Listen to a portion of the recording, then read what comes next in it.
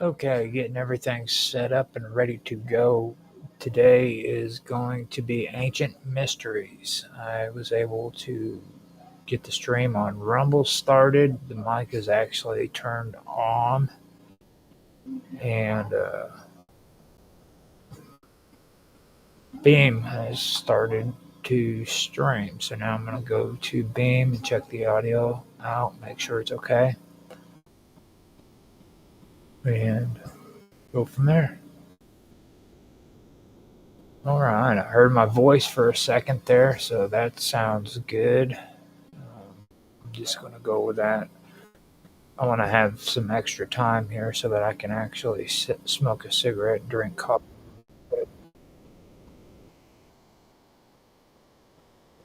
Let me turn that off, hit refresh. I have Rumble activated at the moment, but it's not really going yet. So let me see what the deal is there. Sometimes I have to hit refresh a couple times before it kicks in. Yeah, there we go. Okay, sounds good on Rumble. X has popped up. Sounds good on X. Going into DLive. DLive sounds good. And now Twitch. Twitch sounds good. And so does Kick. Kick sounds good. Let's see if YouTube is going right. DLive sounds good as well. Now, I do have, it's a 4:48 here. The show doesn't start until the top of the hour, so that means it gives me 12 minutes to get some coffee, smoke a cigarette, and get back here and start with the show. So that's what I'm going to do. Now, I was debating on what it was I wanted to put on here, but I figured the best thing for me to do is put freaking Mr. Robot's new song out and let it play. It's going to probably loop. I have it on loop, but it's called Echoes of Atlantis. I'm pretty sure you guys are going to enjoy this. So let me put that on and let you guys enjoy it.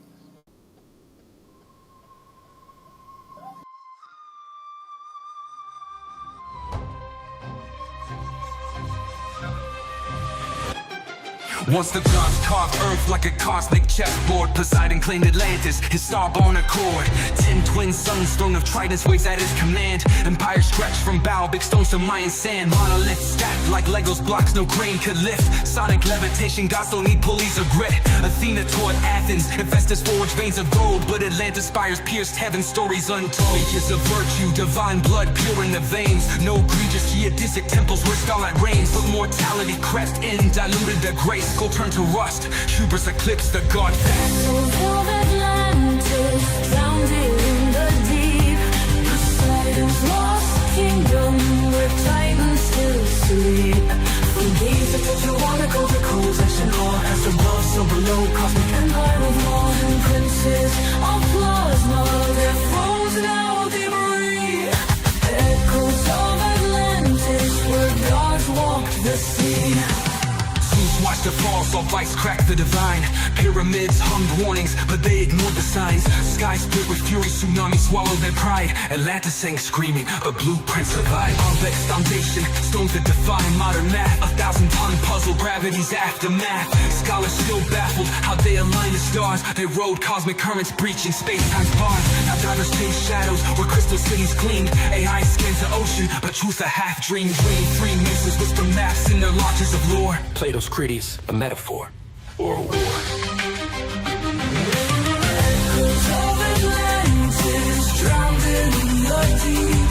Poseidon's lost kingdom, where titans still sleep. From music to water, go to cold, touching all as above, so below. Cosmic empire of laws and princes of plasma, their thrones now debris. Echoes of Atlantis, where gods walk the sea.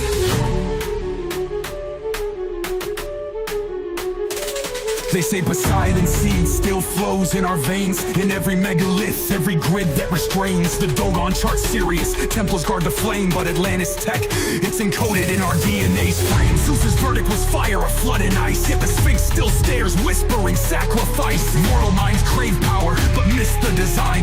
True kings rule through resonance, not bloodline.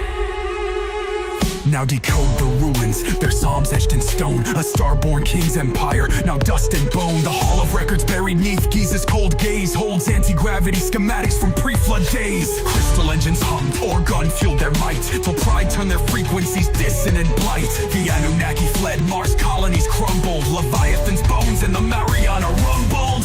But Poseidon's ghost rides the Bermuda's mist. Evolve past the greed or drown in the abyss. Tsunamis taller than gods crack continents like eggs. Jungles of Egypt drown, turn to sand in Poseidon's regret. Mammals shrunk to lapdogs, skies choked by volcanic breath. Waves circled the globe thrice, 3 funerals for death. Up Nepiston, rode the arc of frequencies, not wood. Up tetrahedron ziggurat where anti-grav pulses stood. While Atlantis sank, he spliced DNA and quantum seeds. Stashed them in Göbekli's veins and Indus Valley reeds. Volcanic winter's curse. Zeus hit the reset, scorched the grids, erased the moon ringed internet. Noah's not a shepherd, he's a star-born archivist. Cracking hermetic scrolls in caves where mushrooms twist. The survivors crawl from mud with amnesiac eyes. Built new gods from scrap metal and fallen skies. Now desert bones whisper where cedars once soared. Man's just a ghost in Atlantis' holographic horde.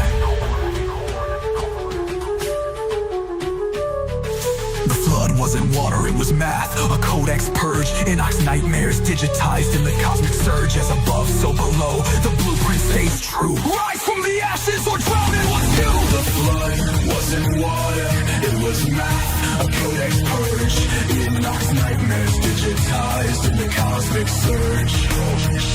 As above, so below, the blueprint stays true. Rise from the ashes or drown in what's you. Echoes of Atlantis drowned in the deep. Poseidon's lost kingdom, where titans still sleep. From Giza to Tijuana, their codes etched in awe. As above, so below, cosmic empire of lore. 10 princes of plasma, their thrones now debris. Echoes of Atlantis, where gods walk the sea. So when you see Stonehenge, Angkor Wat spire, know Atlantis lives in quantum choir. The gods were missed and enters in code. Rise from the ashes, or repeat what they owe.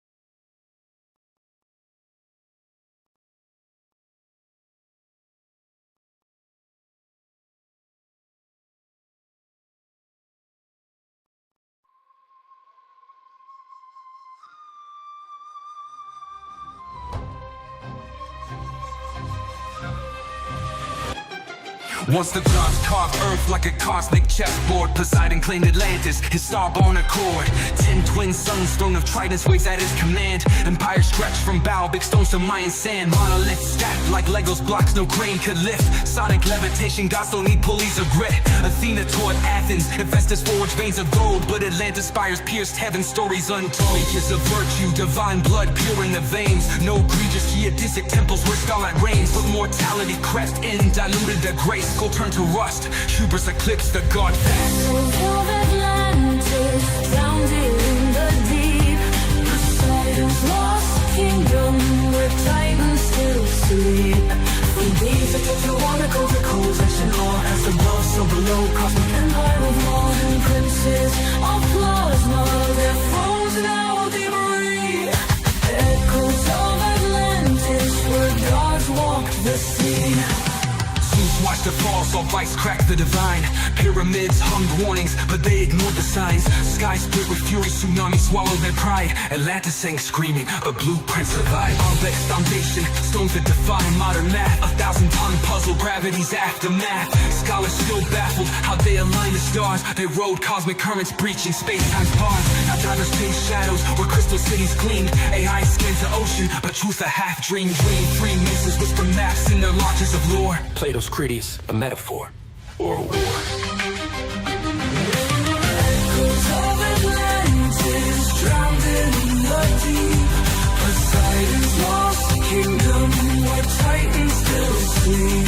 From Egypt to Occult, the coldest and all, as above, so below, cosmic empire of laws and princes of plasma, their thrones now debris. Echoes of Atlantis, where gods walk the sea.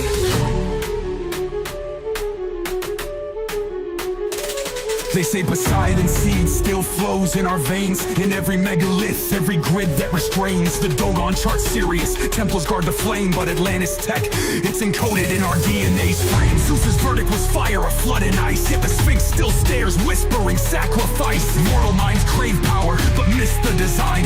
True kings rule through resonance, not bloodline.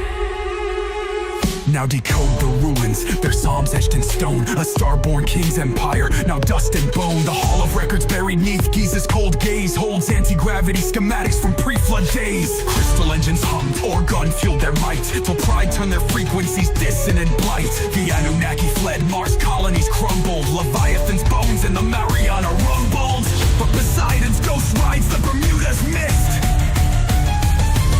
Evolve past the greed or drown in the abyss.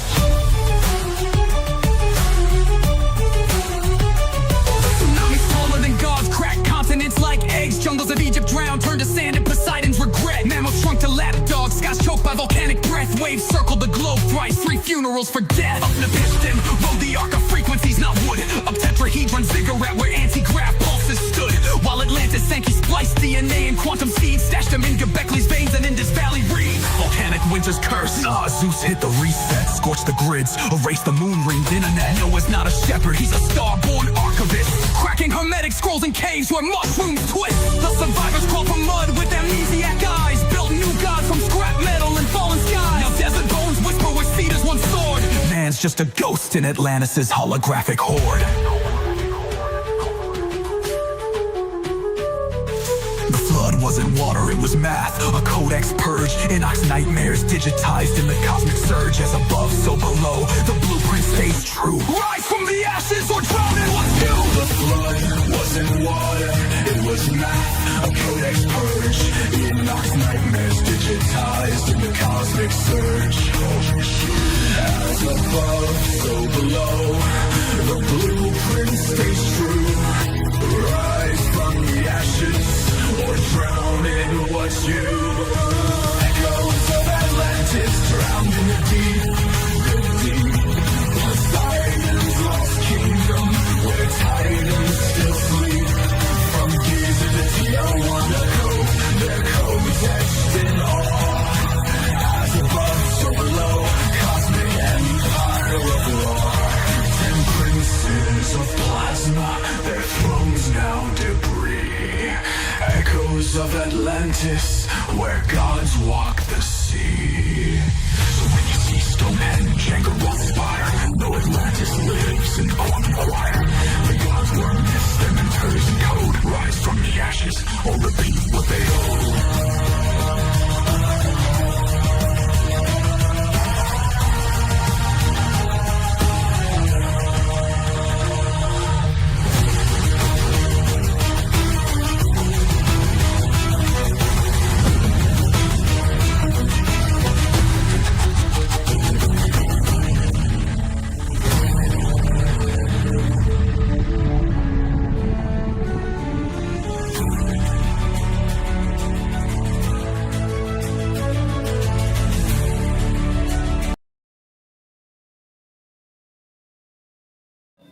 Okay, so I was able to play all of that except for the last few minutes, and that was because the top of the hour is here, so it is time to get on with the episode.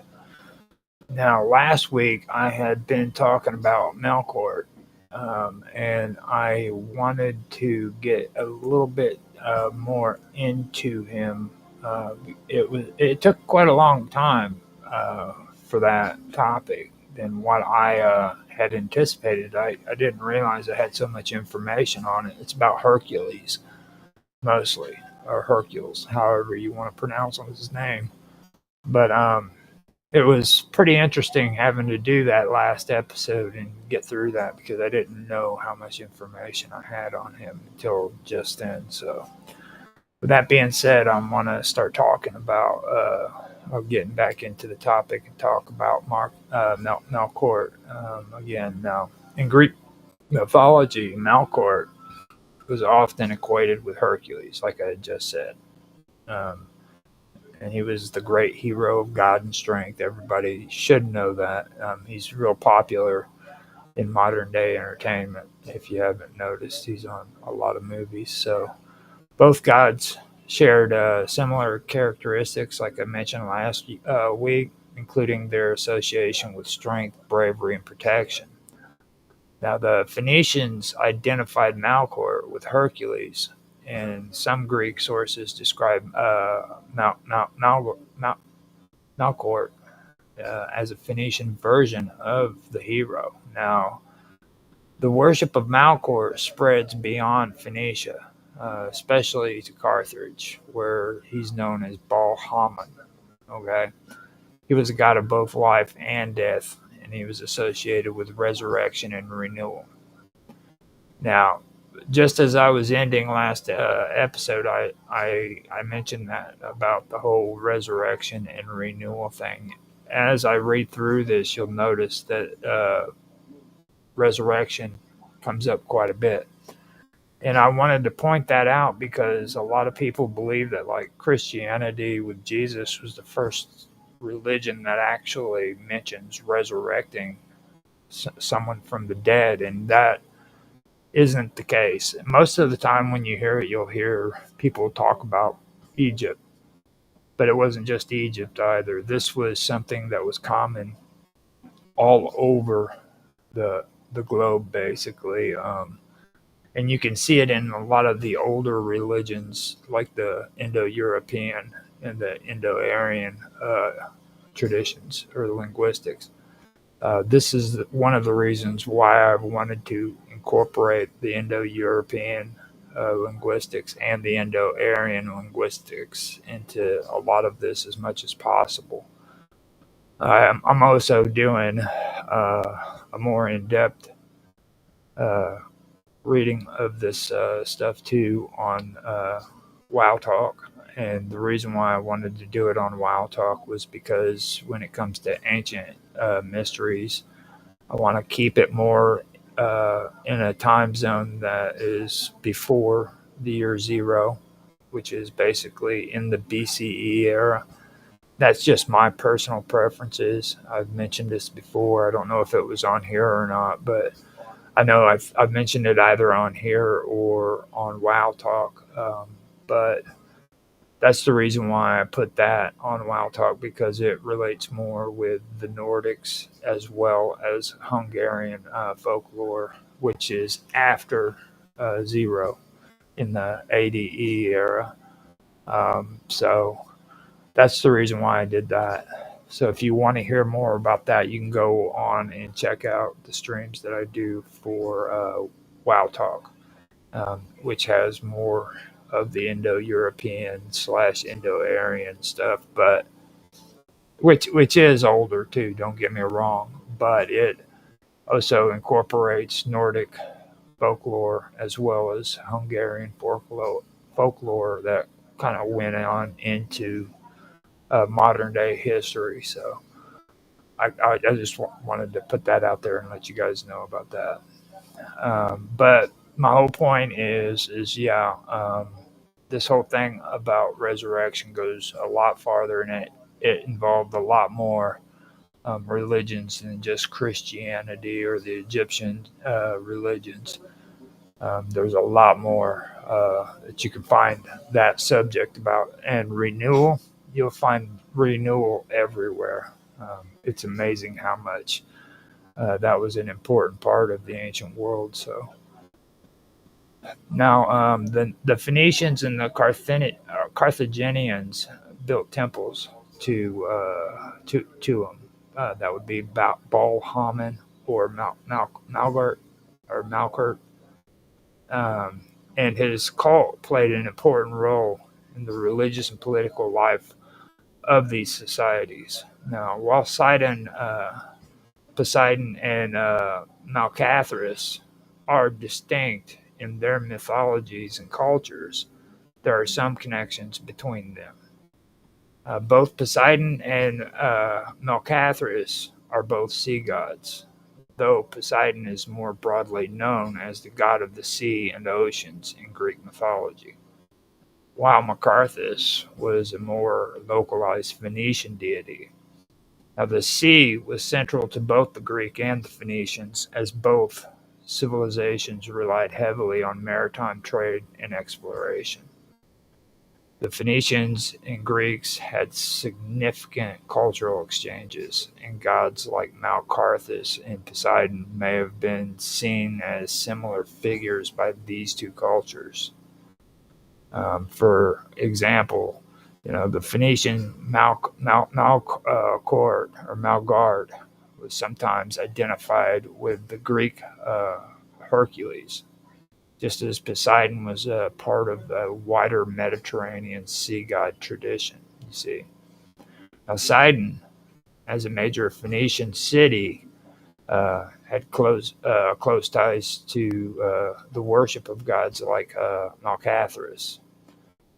Phoenician religious practices often focused on deities that governed natural forces like the sea, and Malcathras was seen as a protector and patron of cities, much like Poseidon was to the Greeks. Now, while Sidon is not a deity itself, it is a culturally significant city in the Phoenician mythology. It's closely associated with gods like Malcathras and other sea deities. Now, as the Greek god of the sea, Poseidon holds dominion over all water bodies and natural disasters. He plays a central role in Greek mythology. Now, the Phoenician god Malcathras, or Malgart, or Malkarth, I'm used to saying Malcathras, but this is a new word that I have to say without messing it up. He's associated with kingship, protection, and the cycles of nature, particularly in the city of Tyre. And I know some people say Tyre. I usually say Tyre. His influence spread throughout the Mediterranean, which included Carthage as well. Now, the myth of Uranus and Uranus's emasculation is what I want to get into now. That's probably where I'm going to end off with the whole thing, finishing off Malcathras. But the myth of Uranus and his emasculation is a crucial part of Greek mythology, specifically in the context of the creation myths. Now, it is described in several ancient texts, including Hesiod's Theogony and Apollodorus' library. Now, Uranus was the primordial god of the sky and one of the first beings to emerge at the beginning of the cosmos. He was the son and husband of Gaia, the earth. And together they had a lot of children, which included the Titans, the Cyclops, and the Hecatocaries, or the Hecatares is how I usually say it. hecatoncheires is how it's really weird trying to pronounce that, but I usually call it the hecatoncheires or shit like that. Um, Now, when I first heard that word, I I've actually tried to pronounce it right, and I cannot pronounce it with for the life of me. The last time I tried to pronounce it, I played uh, War, uh, God of War, you know, and I still messed it up. Even there, hearing it on a video game, it messed me up. But anyhow, those were their children. Now, Uranus was a cruel and oppressive father. He feared the power of his children, particularly the Titans, and he sought to imprison them in Gaia's womb. This prevented them from growing or gaining power. Tired of Uranus's tyrannical rule, though, Gaia, his wife, plotted to overthrow him. She sought the help of her children, but only one was willing to carry out her plan, and that was Cronus, the youngest of the Titans. Not only is this in this, but it's also it correlates with the Babylonians and Marduk when it comes to Bel and Marduk and the creation story according to the Babylonians. Now, Marduk is supposed to have slayed Tiamat, but there's also the Apsu. Okay, and the Apsu was the father of all of these gods, and Bel was the one who murdered him.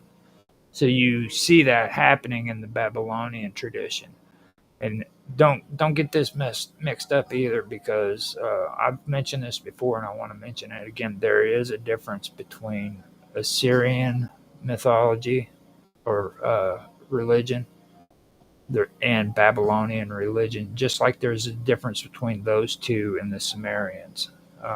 There's a time difference that took place there, as well as it being a totally different empire altogether. So don't get those things mixed up there, because people have a tendency of doing that. And ever since I've started, paying attention to the streams on YouTube and other platforms that discuss this topic, that gets kind of saturated together, where people really aren't understanding that these are different time periods with different beliefs.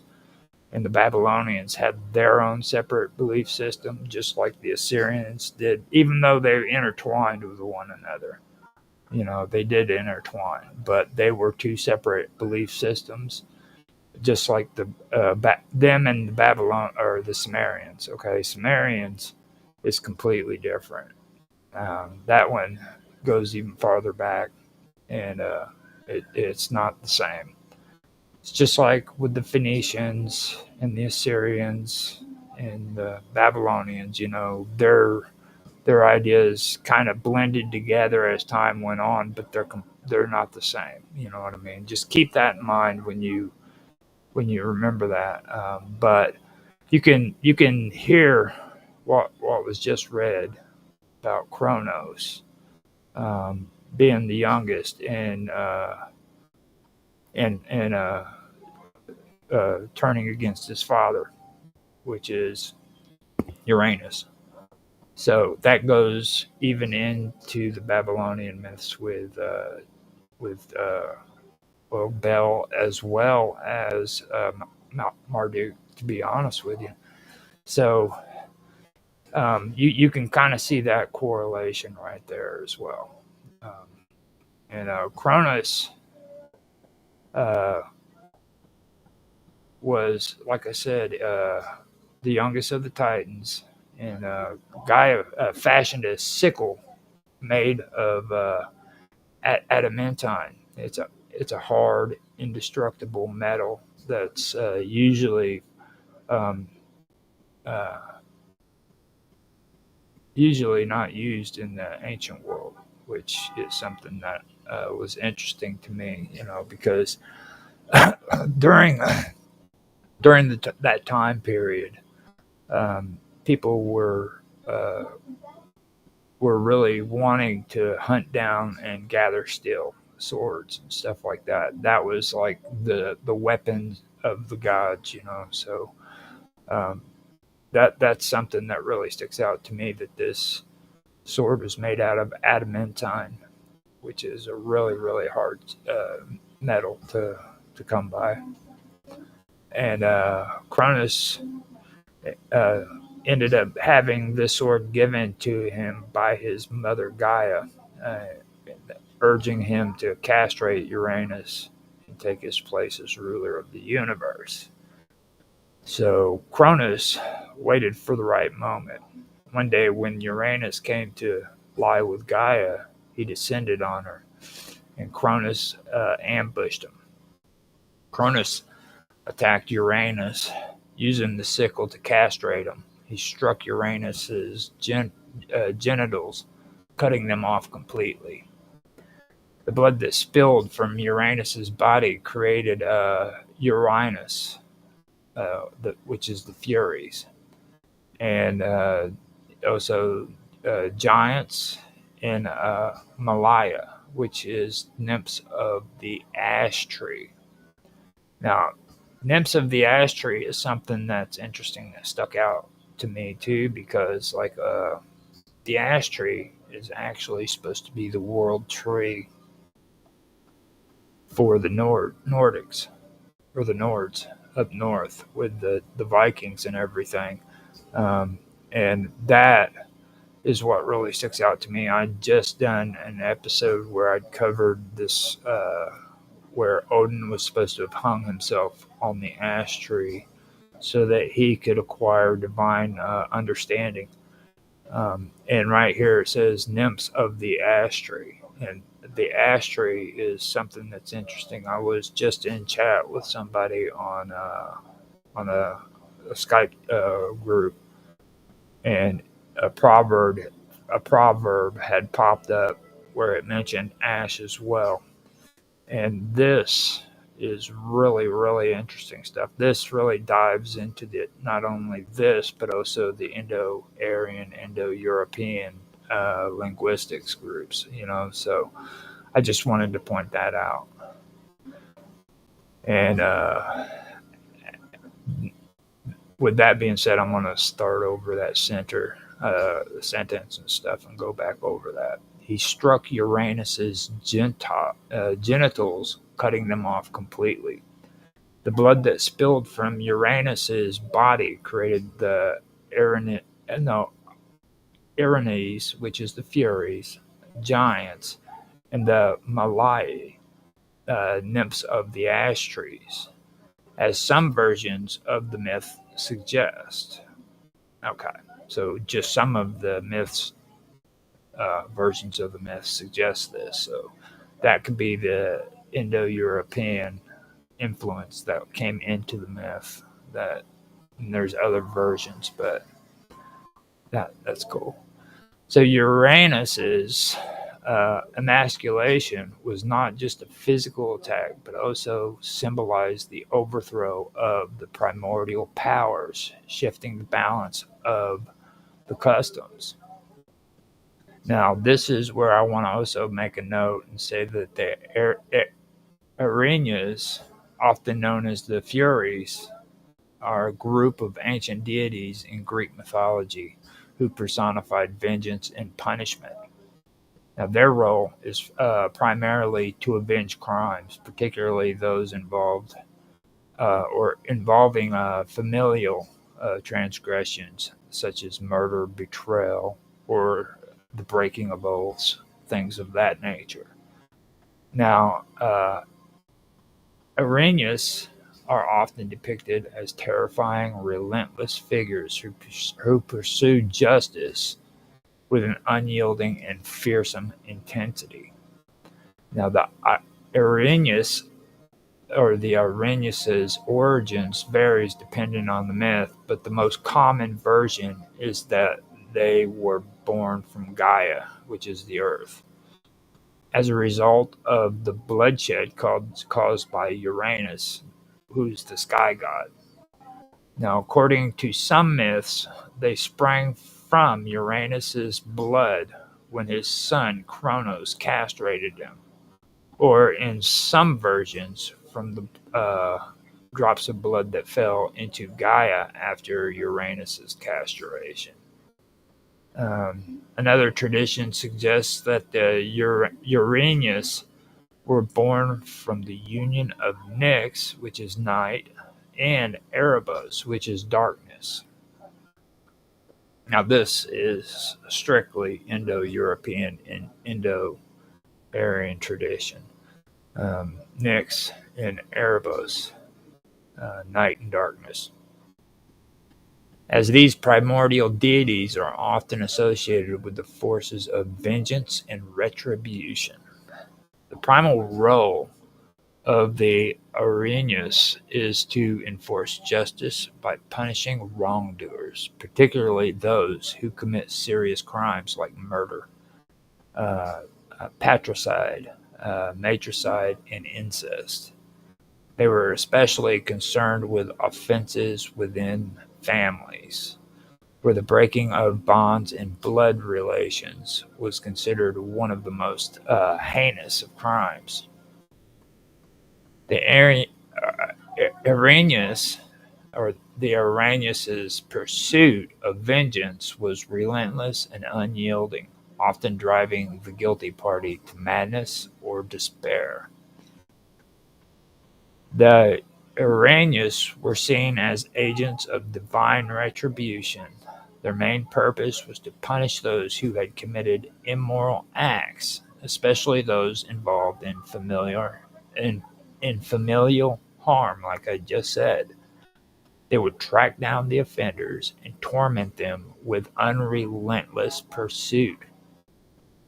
This role often portrayed them as embodiments of divine justice, ensuring that no one could escape the consequences of their actions. The Uranus are most famous for their role in avenging a murder. They were particularly concerned with crimes like killing a family member or violating sacred oaths. When a murder occurred, especially within a family, the Uranus, or the Uranus,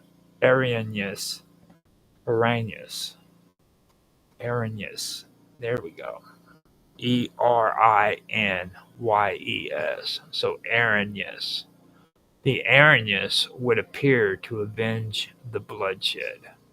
They were relentless in their pursuit of justice, no matter how long it took. The Uranus were often depicted as terrifying figures who could bring madness upon those they pursued.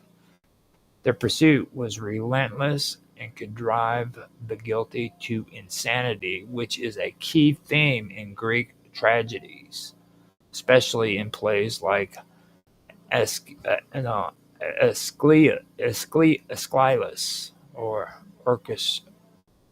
Orestia, is where the Erinyes torment Arestes after he avenges his father by killing his mother. Clytemnestra, his mother, Clytemnestra. Okay. So the Erinyes were often depicted as fearsome and terrifying beings. Now, this would be having snakes for hair is one of their most distinct features. It symbolizes their connection to death and destruction. Now, the snake's hair, that might sound familiar. Medusa. Just so you guys, I don't know if anybody in today's world remembers Medusa, but she was one ugly chick. Supposed to have been beautiful at one time. Then she was cursed. And she had snake hair after that. But that is supposed to relate to death and destruction. The Erinyes' eyes were often portrayed as burning with fury, symbolizing their anger and vengeful nature. Their attire was typically dark or bloodstained, signifying their association with death and vengeance.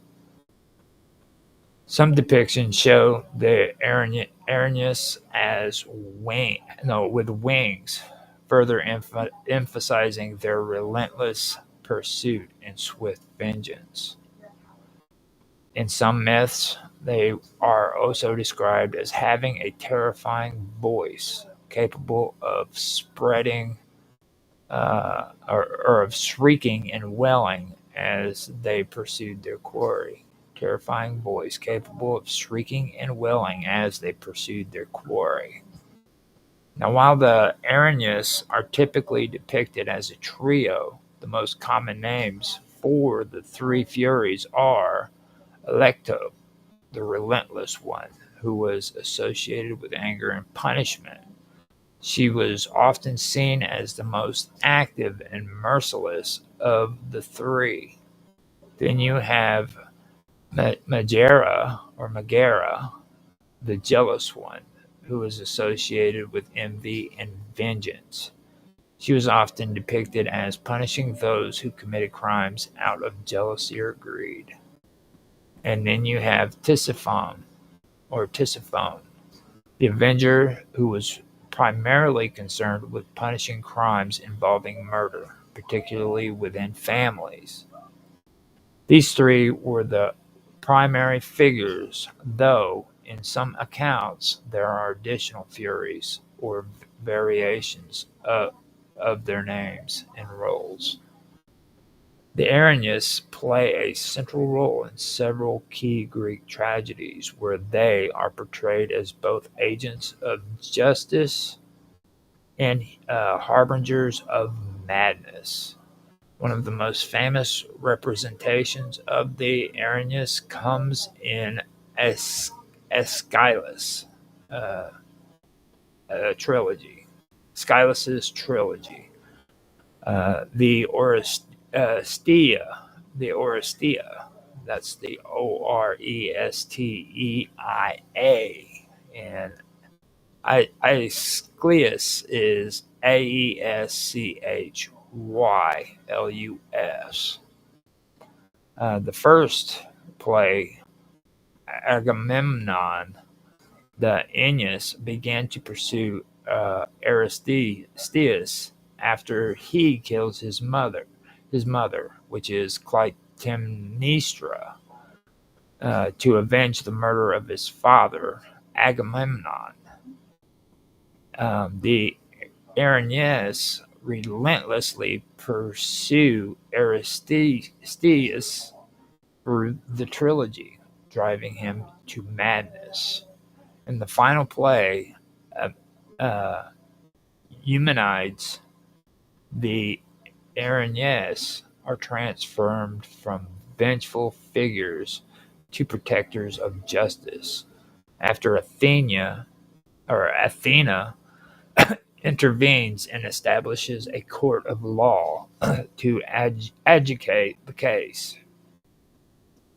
The Arañas are eventually appeased and become the Eumenides, or the kindly ones, symbolizing the transformation of vengeance into legal justice.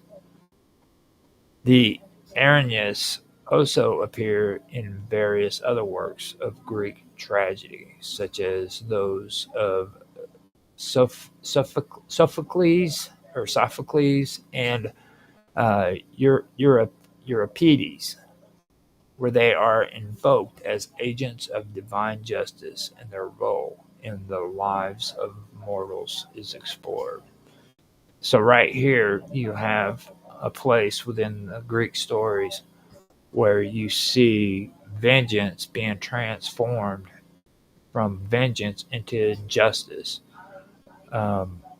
So originally, justice was actually a form of vengeance, where you took vengeance on people in your family who were murdered, and that eventually was changed from vengeance into justice.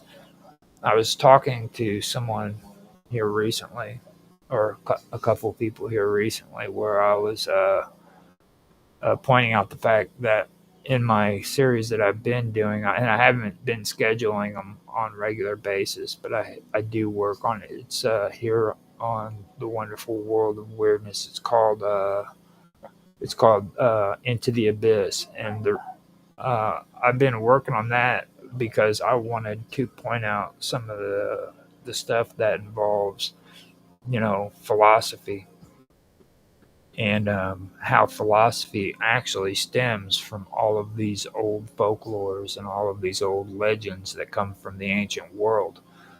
This is one of the cases. I've actually been reading through this and pointing out some of them already, but this is the first time where I've actually brought this up, where that's the reason why I've been doing my Into the Abyss series, and that's my that's the stream that I do where I'm very serious about this stuff, and I want to be real careful about what I put on there because I want people to be able to go through the playlist and from the beginning all the way to the end, they can see what's taken place when it comes to philosophy and the correlations between that and paganism, as well as old lores and folklores and esoteric beliefs and stuff like that. It's all intertwined. I think a lot of people today have this misconception that we are so much more wiser and so much more intellectual than people ever were back in the ancient world, and that's just not the case. They were just as intelligent and just as wise as what we are today, but we have more resources available for us than what they had. We've also got a lot more freedoms than what they had. Life back then was a very harsh, cruel life. It was a cruel world, period. Most of these people lived off of folklore, superstitions, things of that nature. And even though, they were superstitions and folklore and all that great stuff, you have to understand that's what also formed our philosophies. That's what made us to where we started thinking about things like this, like vengeance being turned into justice, because, Athena stepped in as an intermediary and judged the case. You know what I mean? So this is one of the examples that I think was worthy enough to bring up and talk about. So I'm gonna go in and check out and see if there's anybody who's actually watching this. It looks like we have 3 people so far, which is cool. That's all right. I'm okay with just one, if anything. You know what I mean? Well, we have 2 on Kick. We've got 4 on. We've got 4 on Beam, and we have 4 on Rumble, as well as 1 on X, and I can't tell you how many's on D-Live. It's weird that way. And 1 on Twitch, as well as 2 on Kick. We've got 1 on YouTube. So I want to say thank you to everybody who is on there. Supposedly, according to Rumble Studio, there's only 3, but we'll go with that. With all those cool people, man. And we had a heart and a thumbs up from Moss 2004. Thank you for that. That was on Beam. And I believe that is all that we have from there. Satori liked the thing. Thank you, Satori D. He's got a lot of cool stuff you guys should check out too. it's kind of new agey for me, but it's all about like uh, um, the Mayans and stuff and their flower dances and things of that nature. So he's somebody that you should probably check out and see. So if you guys are interested in that, you can find him on minds.com. He also posts up on X as well as um, he does Mint Me as well. If you guys are on Mint Me, I know I put my streams on Mint Me as well. So if you guys actually do watch on there, then you can check his videos and stuff out. He's got cool stuff. Kind of strange, but I'm into strange stuff, so that's all right, you know. With that being said, I'm gonna shut up now. I wanted to do shout outs, but I want to also get back into this. I am so freaking close to finishing where all my notes are, and I've still got to do some more of it. I've got tons of this stuff that I need to go through. So the Aranyas are embodiments of divine justice, which ensure that wrongdoers face punishment for their crimes, particularly crimes against the family and kin. They symbolize the idea that no one can escape divine retribution, and even the gods must obey the moral laws of the universe. The Aranyas symbolizes the idea of vengeance and retribution. Uh, that their actions reflect the ancient beliefs that vengeance was not only a human right but also a divine duty, especially when crimes like murder or betrayal were involved. Now, the Aranyas relentlessly pursued their relentless pursuit of vengeance often symbolizes the endless cycle of violence and bloodshed that can plague families and societies. Their presence in myths often highlight the destructive consequences of unaddressed crimes and the importance of atonement and reconciliation. The Aranyas also represent the transition from personal vengeance to institutional justice. In the Oristia, for example, the Aranyas are transformed from vengeful spirits into symbols of legal justice, showing how society can evolve from revenge-driven violence to symbols of law and order. Now, in Roman mythology, the Aranyas were known as the Furies, and they retained their role as deities of vengeance. Over time, they became associated with justice and the consequences of crime. In later literature, including the works of Virgil and Ovid, the Aranyas were depicted as continuing their role as enforcers of justice, and their mythological legacy persisted throughout the classic tradition. In later Christian theology, the Aranyas, or the Furies, were often reinterpreted as figures representing sin, punishment, and the torments of the damned, further cementing their role as agents of divine retribution. Okay, so after that long and breathy note that I wanted to point out, I'm going to get back to the castration, which is the coolest part. I want to talk about Uranus and castration. So after the castration, Uranus fell into the heavens, or fled. He fled. Uranus fled into the heavens, where he would remain distant from Gaia and his children. Kronos, having taken control, became the new ruler of the universe. He, Hera, Poseidon, Demeter, Hestia, and Hades. Now, this coincides again, like I said, with the Babylonians, with Marduk. Marduk defeated Tiamat to take and become the head of the pantheon, the god above all of the other gods. A lot of the older gods that were believed in earlier, that were Sumerians, they were considered nameless gods, and those nameless gods were demoted.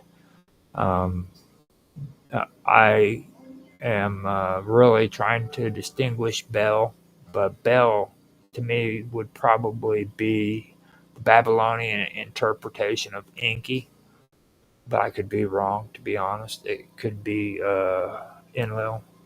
I'm wanting to look at that a little bit closer, but Enki to me is who the father of Marduk would have been, and that's Bel, but he would have also been Enki before then.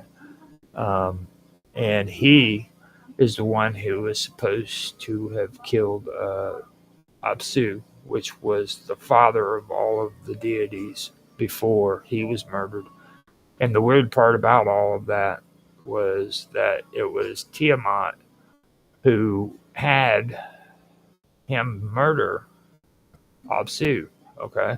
And then she became angered because her children murdered Apsu. So, of course, Marduk ends up murdering her.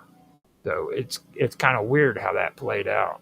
But that is what resonates with this story about Uranus and Kronos castrating Uranus. There's very, very similar, there are close similarities there. So now Uranus's severed genitals were thrown into the sea, according to the myth. From the foam that formed around them, Aphrodite, the goddess of love and beauty, emerged. Now, this is the well-known birth of Aphrodite's myth, symbolizing the idea of creation emerging from chaos. And you also have to understand at this point that the birth of love was created out of the blood from Uranus's ballsack. So, just putting it out there so that you guys understand that, it's very, very important to understand this, and that's very metaphoric, just so you understand. Okay.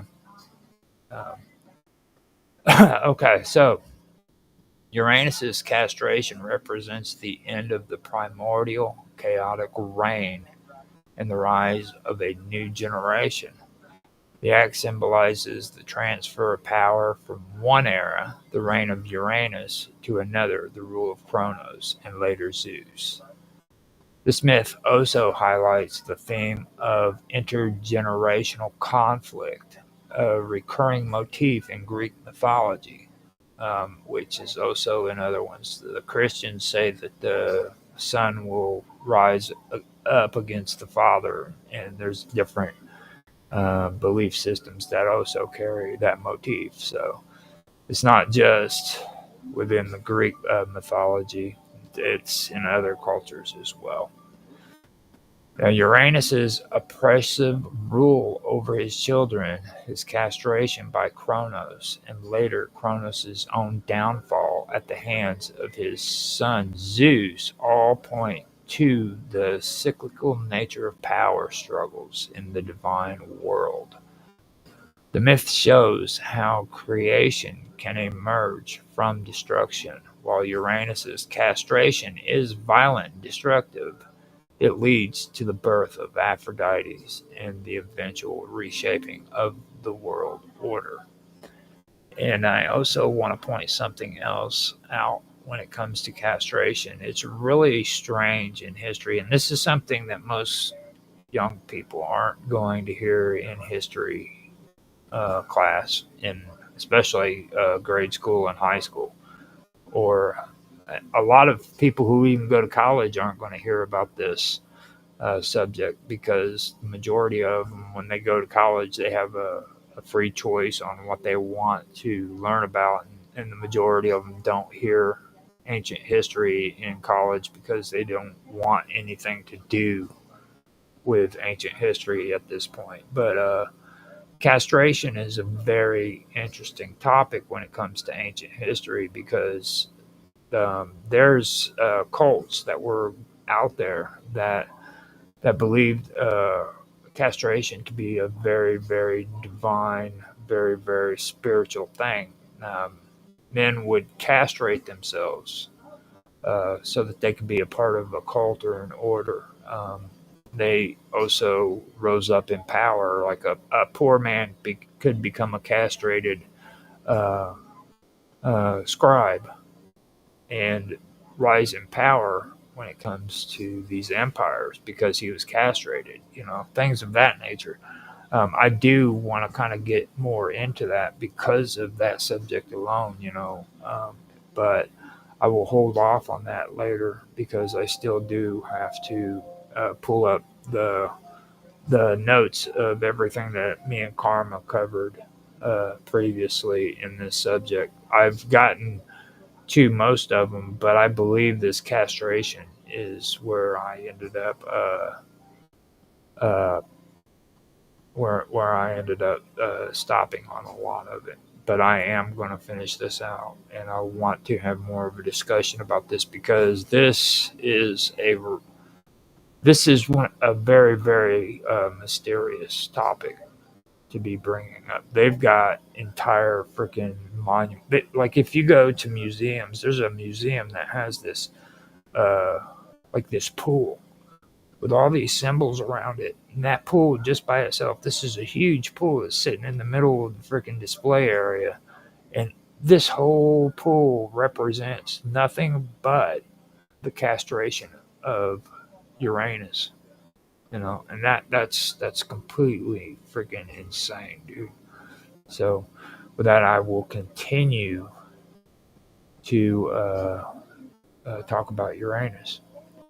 So Uranus's role in the mythology diminished as after his castration, as Kronos and later Zeus became the central figures in the divine hierarchy. In essence, Uranus's emasculation by his son Kronos marks the end of one divine reign and the rise of another, symbolizing themes of generational conflict, the shaping of cosmic order, and the violent yet creative forces of change in the world. Castration in the ancient history was a practice that held profound symbolic, religious, and social significance in various cultures. It was not merely a physical act, but often represented power, dynamics, cosmic order, and divine intervention, and ritualistic symbolism. As previously discussed, the castration of Uranus by his son Kronos is one of the most famous mythological events in the Greek cosmology. Uranus, as a primordial god, was seen as uh, as an oppressive figure who prevented his children from growing or gaining power. Now, his castration by Kronos symbolizes the end of the old tyrannical rule and the establishment of a new order where younger generations like Kronos and later Zeus would rise to power. Now, the act of castration symbolized the shifting of divine authority from one generation to the next, too. It was a violent but necessary act to allow the future gods to ascend. Despite the violent nature of the act, it led to the creation of Aphrodites, too, born from the foam that emerged from Uranus's several severed genitals. This demonstrates the dual nature of castration in myth. While it also involves destruction, it also facilitates new creation and order. In the myth of Attis, a youth loved by the goddess Cybele, Attis castrates himself in a fit of madness, which results in his death. His self-castration was seen as an act of ritual sacrifice, symbolizing the rejection of worldly pleasure and the renunciation of personal identity. In Sabel's cult, Addis's death and rebirth was associated with the cycle of the seasons, highlighting the connection between fertility, death, and rebirth. In Mesopotamian mythology, particularly in the myth of Ishtar's descent to the underworld, the fertility goddess Ishtar undergoes a symbolic castration, which can be seen as representing the loss of her power and her transformation. This mirrors the theme of cyclical renewal and death. Enki, a god of wisdom and water, also played a role in several myths that involve transformation through emasculation or loss of potency. In ancient Semitic religions, such as those practiced by the Canaanites and the Phoenicians, castration was sometimes part of religious rites. Eunuchs served as high priests in temples, often seen as more pure or devoted because they had removed themselves from earthly desires and were fully dedicated to the divine. The practice also symbolized the separation from worldly power and the transcendence of physical needs in favor of spiritual focus.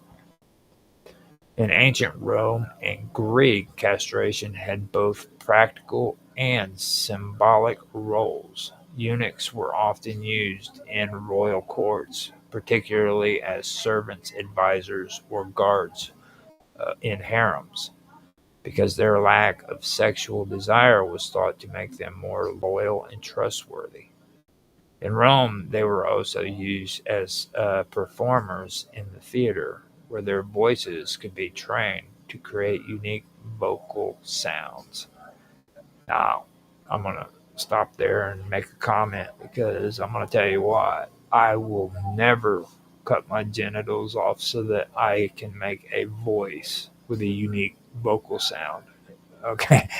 That's just not going to happen. Yeah, that when I first read that, I was like, nah, dude, that's crossing the line. And you got to remember, these people, it was thought of as spiritual that these people did this. You know what I mean? So I just wanted to point that out.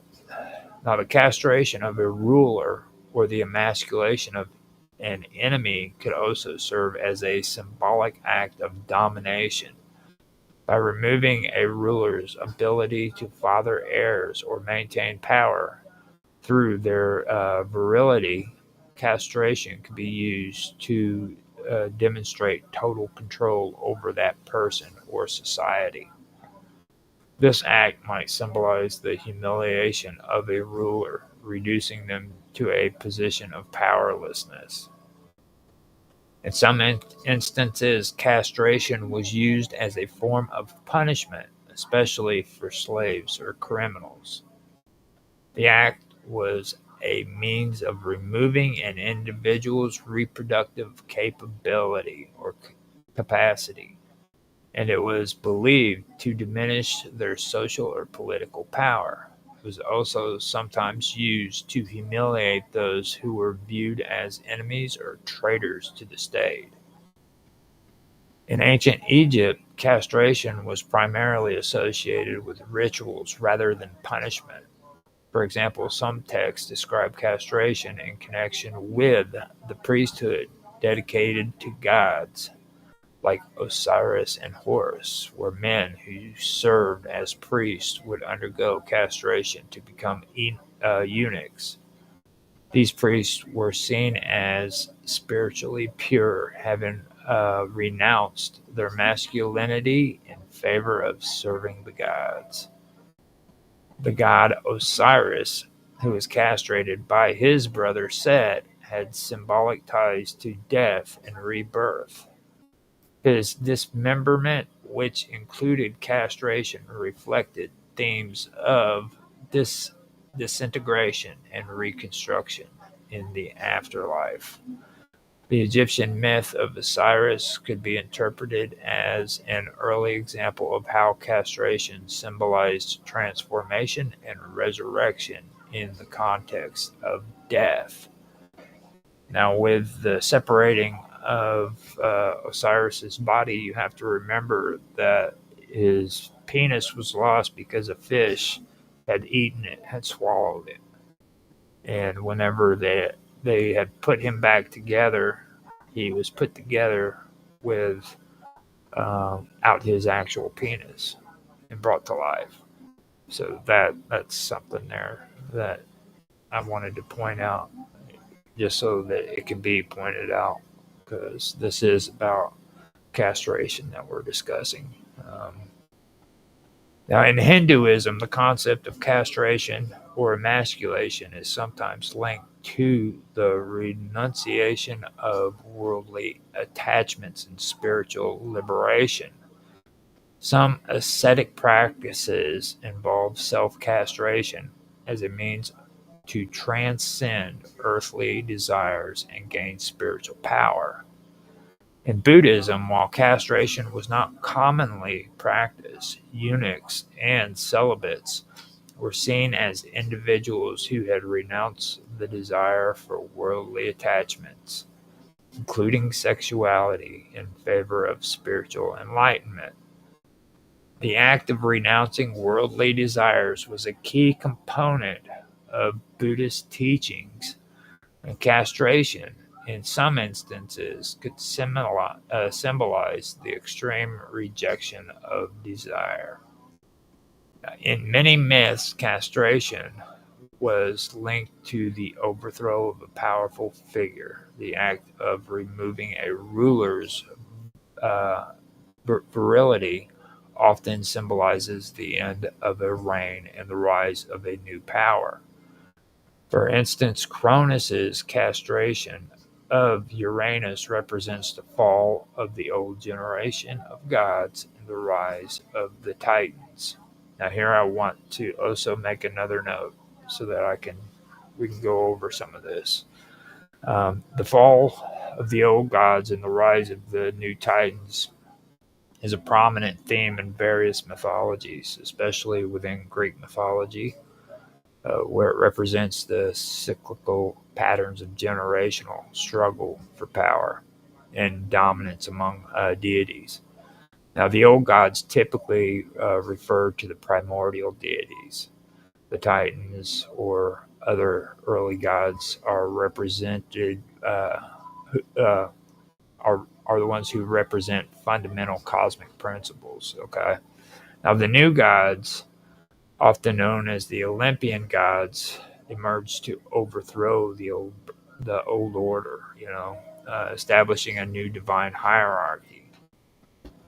In Greek mythology, the first beings were the primordial gods, who represented the fundamental elements of the cosmos. They emerged from chaos, which is the void, gave birth to the first divine principles. Now, this kind of goes with what I was talking about with the Sumerians and their nameless gods. Like Enki is actually Lord of the earth, and Enlil is Lord of the sky.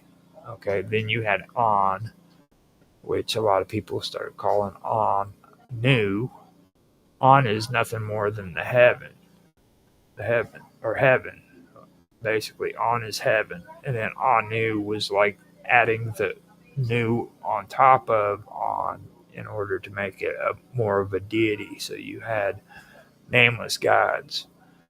And when the Babylonians came along, they wanted to give names to those deities. So they gave those deities the names, and then those old nameless gods were demoted. So that was kind of what was taking place. And this is what is being discussed here when it comes to this in a sort. You see what I mean? The primordial gods represented the fundamental elements of the cosmos. They emerged from chaos, which is the void, and gave birth to the first divine principles, and that would be Gaia, Earth, the personification of Earth.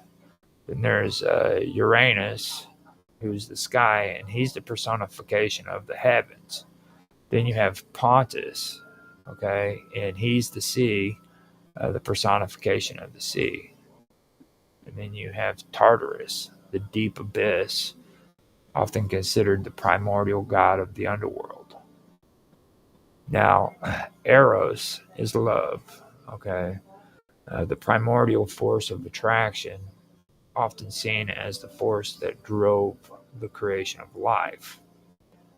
Now, these deities were considered the first rulers of the cosmos, giving birth to later generations of gods, including the Titans. However, their reigns were not permanent, and they were often overthrown or replaced by more anthropomorphic deities. The Titans were the children of Uranus and Gaia, and they were powerful gods who ruled the universe before the Olympians. They were often depicted as giants or immense beings with godlike powers. The Titans were led by Kronos, the youngest and most ambitious of the Titan children. Now, Kronos was the god of time who eventually overthrew his father, Uranus. And after Kronos, you had Rhea,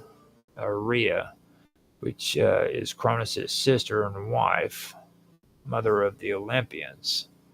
And right here, you'll see that the incest is there, like among these gods. Rhea was Kronos' sister as well as his wife, just like Gaia was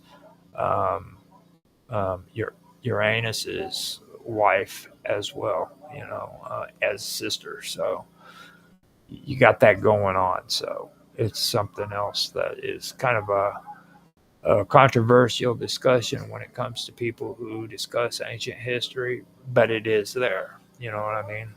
Then you have Hyperion, the Titan of the sun. Okay. Then you have Iapetus, the Titan associated with mortality and craftsmanship. And of course, you have Prometheus, the Titan who defied Zeus to bring fire to humanity. Now, Prometheanism is something that later on I want to get into, because that's where the whole ideology about Prometheus and today's world view and the way we think is all put together in some philosophical discussions. And I do want to get into that, because I enjoy watching a stream called New Thinking Aloud, and there's a guy that gets on there that I really do enjoy listening to him talk about, and he talks about Prometheanism, and I think that's a topic that needs to be discussed eventually. So now, the transition from the reign of the Titans to the reign of the Olympians is symbolized by the Titanomachy, by the Titanomachy, a great war between the two factions of gods. The Olympians, led by Zeus, the son of Kronos, waged war against the Titans, who were led by Kronos himself. The Olympians were supported by their siblings, such as Hestia, Hera, Poseidon, Demeter, and Hades, as well as other allies like the Cyclops and the Hecatoncheires. That's what it is. And these were giants with 100 arms. Now, the central figure in the Olympian pantheon, Zeus, led the Olympians to victory and established a new cosmic order. This victory marked the end of the Titans' rule and the beginning of the Olympian gods' supremacy. After a 10-year war, the Olympians defeated the Titans, and the defeated Titans were cast into Tartarus, the deep abyss of the underworld. Some Titans, such as Prometheus and Oceanus, were spared, while others were imprisoned for their rebellion. With the Titans defeated, Zeus and his siblings took control of different realms. Zeus became the ruler of the sky and the king of the gods. Poseidon ruled the sea. Hades became the lord of the underworld. Hera became the queen of the gods and goddesses of marriage.